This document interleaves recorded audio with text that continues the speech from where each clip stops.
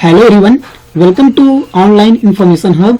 आज 24 जुलाई 2020 है फ्रेंड्स। आज का जो करंट अफेयर्स है, मोस्ट करंट अफेयर्स है, 5 क्वेश्चन लेकर आए हैं यहाँ पे, जो कि आपके एग्जाम के लिए बहुत ही ज्यादा इंपॉर्टेंट होने वाला है। ओके, तो फ्रेंड्स यहाँ पे मैं डेली से 5 क्वेश्चन लेके आता हूँ। ऐसे 5 क्वेश्चन को चुन कर लेकर आता हूँ जो एग्जाम में डेफिनेटली पूछे जा सकते हैं। फ्रेंड्स, वैसे तो बहुत सारे करंट अफेयर्स बनते हैं, एक दिन में हजारों करंट अफेयर्स बनते हैं, ठीक है, हजारों बनते हैं, हजारों की संख्या में करंट अफेयर्स होते हैं, हजारों अपडेट आती है, ठीक है, पूरे वर्ल्ड में। तो हम इतना तो नहीं कर सकते, लेकिन मैं उन बहुत सारे जो करंट अफेयर्स होते हैं उनमें से मैं सिर्फ 5 को ऐसे चुनता हूं जो हमारे इंडिया के जो एग्जाम हैं, जैसे कि स्टेट लेवल के एग्जाम हो गए, सेंट्रल गवर्नमेंट के जो एग्जाम हो गए, तो दोनों गवर्नमेंट के लिए जो एग्जाम है उनके लिए जो इंपॉर्टेंट होता है, उन 5 जो करंट अफेयर्स होते हैं उनको मैं चुन कर लेकर आता हूँ। इसलिए ये जो वीडियो है आपके लिए बहुत ही ज्यादा बेनिफिशियल होगा, तो वीडियो को एंड तक देखिएगा। ओके, तो चलिए शुरू करते हैं आज का मोस्ट करंट अफेयर्स। पहला क्वेश्चन है आप लोग के सामने फ्रेंड्स, एनएमडीसी के नए अध्यक्ष और प्रबंध निदेशक कौन बने हैं? ठीक है, तो इसका सही उत्तर क्या हो जाएगा? इसका सही आंसर ऑप्शन नंबर ए वाला, यानी कि सुमित देव। सुमित देव जो है एनएमडीसी के नए अध्यक्ष और प्रबंध निदेशक बने हैं। ठीक है, एनएमडीसी, ठीक है। तो यहाँ पे जो एनएमडीसी है फ्रेंड्स बहुत ही ज्यादा इंपॉर्टेंट है। क्या है? बहुत ही ज्यादा इंपॉर्टेंट है, क्योंकि एनएमडीसी से बहुत ज्यादा क्वेश्चन बनते हैं, बहुत सारे एग्जाम में इससे क्वेश्चन देखने को मिले हैं। ठीक है, तो एनएमडीसी फ्रेंड्स आपको याद रखना है, और इनके जो प्रबंध निदेशक, अध्यक्ष और प्रबंध निदेशक कौन बने हैं? सुमित देव।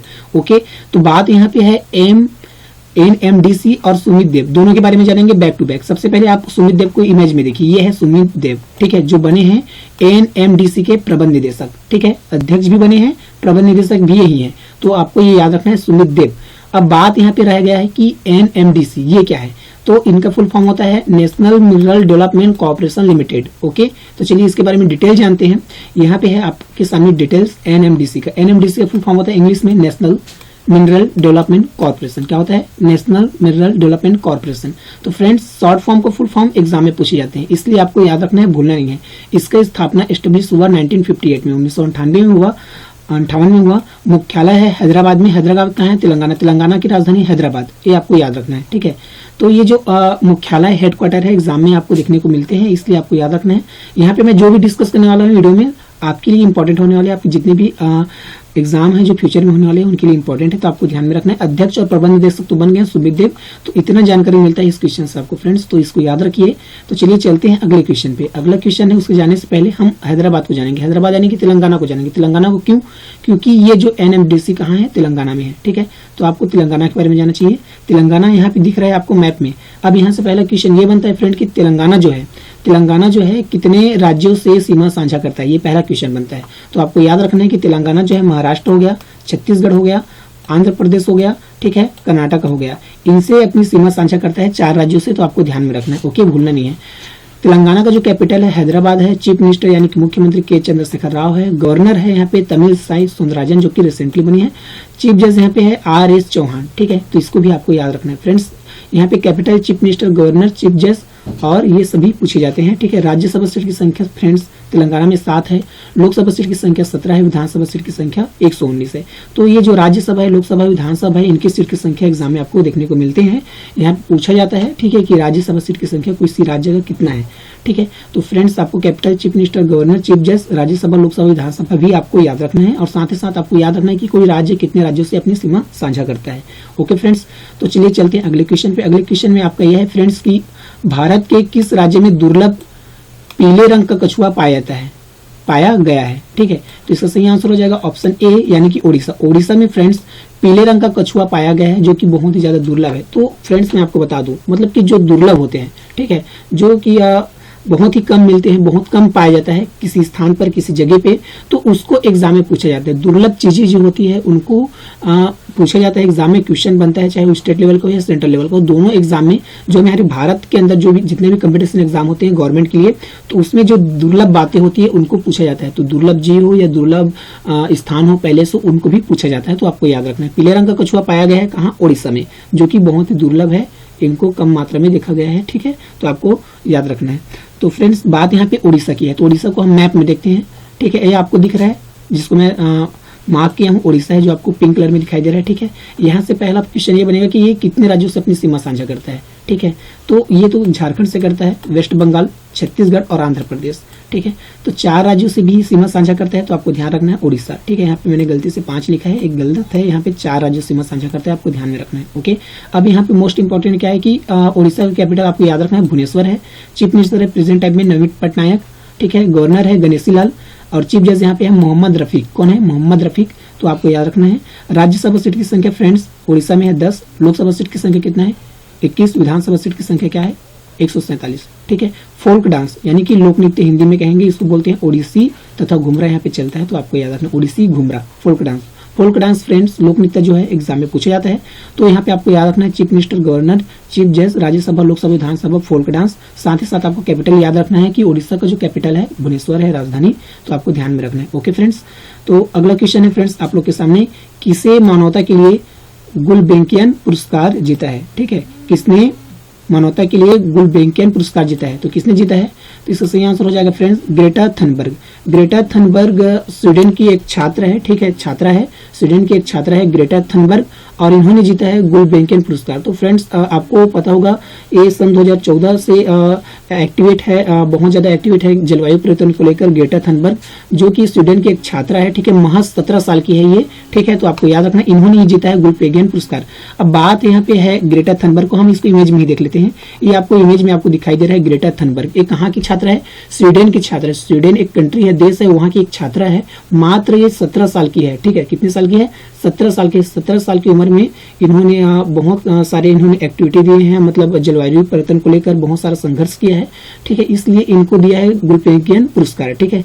तो आपको ध्यान में रखना है, इसका पुरस्कार तो बनता है फ्रेंड, क्योंकि ये इन्होंने बहुत सारे एक्टिविट सक्रिय रहे हैं, किसको लेकर? जलवायु परिवर्तन को लेकर बहुत ज्यादा चर्चा में रही है। ये स्वीडन की छात्रा है, ठीक है, ग्रेटा थुनबर्ग, तो आपको याद रखना है, भूलना नहीं है फ्रेंड्स। ओके, अब फ्रेंड्स ग्रेटा थुनबर्ग यहाँ पे आपको याद तो रखना ही है। अब चलते हैं अगले क्वेश्चन पे। ओके, अगला क्वेश्चन ये है फ्रेंड्स कि डीआरडीओ ने भारतीय सेना को किस नाम से एक ड्रोन सौंपा है, ठीक है।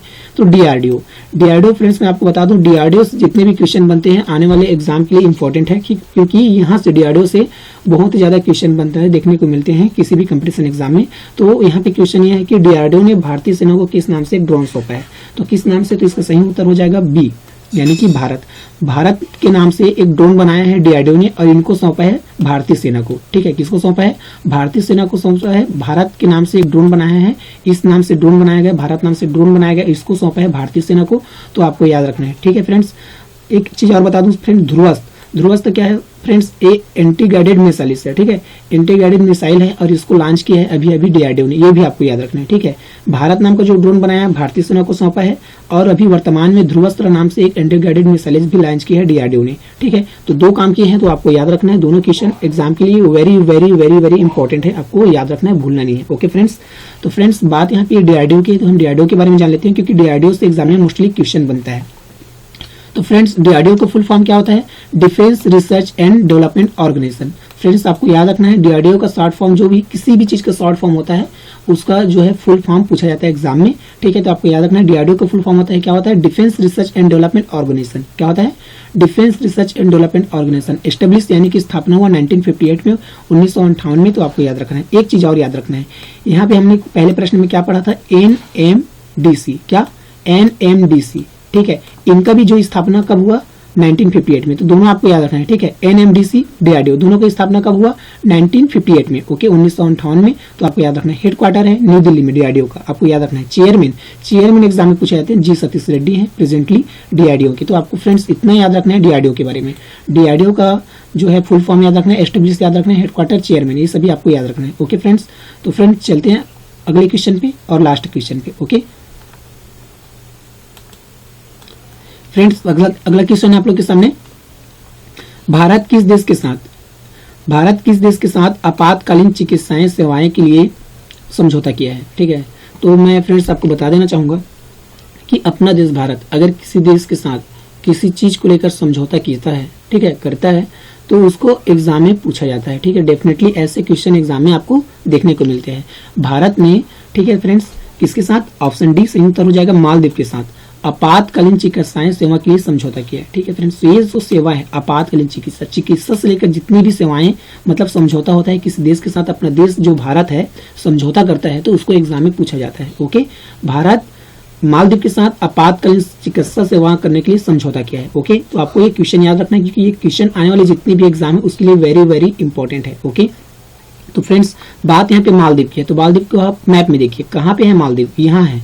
आपको जो मैं यहाँ पे सर्कल किया हूँ ये क्या है, मालदीव है। ठीक है, भारत के जब दक्षिणतम छोर पे नीचे की ओर है, तो आपको ध्यान में रखना है। साथ ही आपको याद रखना है राजधानी जो है, ठीक है, मालदीव से क्या है, माले। ठीक है, राष्ट्रपति कौन है प्रेजेंट टाइम में मालदीव का, इब्राहिम मोहम्मद सालिह। कौन है, इब्राहिम मोहम्मद सालिह। मुद्रा चलता है मालदीव रुपया। ठीक है, तो आपको याद रखना है मालदीव रुपया। यहाँ पे फ्रेंड्स करेंसी यानी कि मुद्रा, प्रेसिडेंट, राष्ट्रपति, राजधानी, कैपिटल, ये किसी कंट्री का पूछा जाता है। तो किस कंट्री का, किस देश का पूछा जाता है, क्वेश्चन किस देश का पूछा जाता है। तो फ्रेंड्स मैं आपको बता दूं कि हमारे भारत के साथ जो ऐसे देश, ऐसे कंट्री जो किसी न किसी प्रकार से बिलोंग करते हैं, संबंधित है, ऐसे कंट्री का राजधानी, राष्ट्रपति और ये जो करेंसी है, मुद्रा पूछा जाता है। तो आपको ध्यान में रखना है फ्रेंड्स, ये आपको याद रखनी है हमेशा। ठीक है, तो चलिए जानते हैं पिछला वाला जो क्वेश्चन है, मैंने कल के जो वीडियो में सवाल किया था पिछला, उसका आंसर क्या है। तो पिछले वीडियो में मैंने सवाल किया था सूरज कर्दे मर्दा नहीं पुस्तक के लेखक कौन है। तो इसका सही आंसर हो जाएगा फ्रेंड्स बलदेव सिंह कदा कड़गम। बलदेव सिंह कदा कड़गम ने सूरज कदे मर्दानी पुस्तक लिखे हैं। तो आपको याद रखना है कि पुस्तक और लेखक दोनों एग्जाम में पूछे जाते हैं, तो आपको ध्यान में रखना है, भूलना नहीं है। ओके फ्रेंड्स, अब आपके लिए है आज का क्वेश्चन। आज का क्वेश्चन आपके लिए फ्रेंड्स, रक्षा मंत्रालय ने बारूदी सुरंगों को हटाने वाले उपकरण की खरीद के लिए किसके साथ समझौता किया है। तो 4 ऑप्शन आपको दिए हुए फ्रेंड, इनमें से एक आंसर आपको कमेंट बॉक्स में देना है। ओके, तो thank you so much friends for watching the video. अगर आपको वीडियो पसंद आए तो क्या करना है, लाइक करना है, क्या करना है, लाइक करना है, शेयर करना है। ठीक है, अगर आप चाहते हैं कि भाई हमारा वीडियो जो है, ठीक है, पॉपुलर हो और आगे बढ़े, चैनल जो है, ठीक है, आगे बढ़े, ग्रोथ करे, तो आप क्या कर सकते हैं कि चैनल को शेयर कर सकते हैं। ठीक है, क्योंकि शेयर को नॉलेज जो होता है फ्रेंड्स, शेयर करने से जो है नॉलेज बढ़ता है, घटता नहीं है। ठीक है, साथ ही आप चाहते हैं कि इसका पीडीएफ आपको मिले, तो ये आप टेलीग्राम में कॉन्सेप्ट क्लासेस सीजी करके ज्वाइन कर लीजिएगा, यहाँ से आपको पीडीएफ भी मिल जाएगा। ओके फ्रेंड्स, तो थैंक यू फॉर